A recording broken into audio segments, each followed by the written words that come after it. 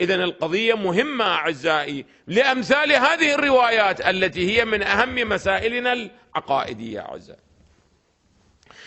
السيد الخوئي قدس الله نفسه في معجم رجال الحديث المجلد الثاني في ترجمته أحمد بن محمد أعزائي، أحمد بن محمد بن خالد البرقي، اللي أعزائي تعابير متعددة له في الكتب، تارة يعبر عنه أحمد بن محمد بن خالد البرقي، وأخرى أحمد بن أبي عبد الله، وثالثة أحمد بن أبي عبد الله، ورابعة ابن البرقي، وخامسة البرقي.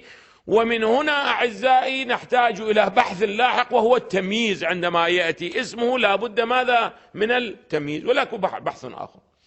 يقول هذه الرواية في صفحة 265: هذه الرواية قد أشكلت على كثيرين، أولهم فيما نعلم السيد التفريشي، فتخيلوا أن فيها ذما على أحمد بن أبي عبد الله.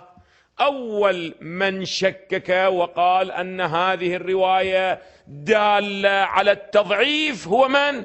هو السيد التفريشي. جيد جدا، هذا نقد الرجال أعزائي للسيد التفريشي.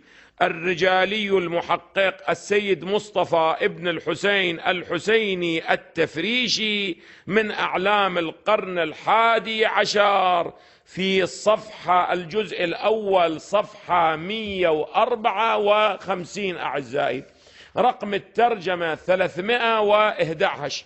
أحمد بن محمد بن خالد أعزائي ترجم له، لم يشر لا إلى الرواية ولا إلى التضعيف ولا إلى الطعن، إلا إذا كان مقصود سيدنا الأستاذ السيد الخوئي في مكان آخر.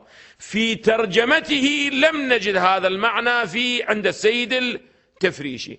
هسه السيد الخوئي من أين نقل هذا المعنى؟ أو اعتمد على ذاكرته وذاكرته لم تعنه على ذلك، وإلا هذا هو نقد الرجال للسيد التفريشي، ولا يوجد فيه أي ذكر لا لرواية الكافي ولا لدلالة ماذا؟ ولا لدلالتها على الطعن.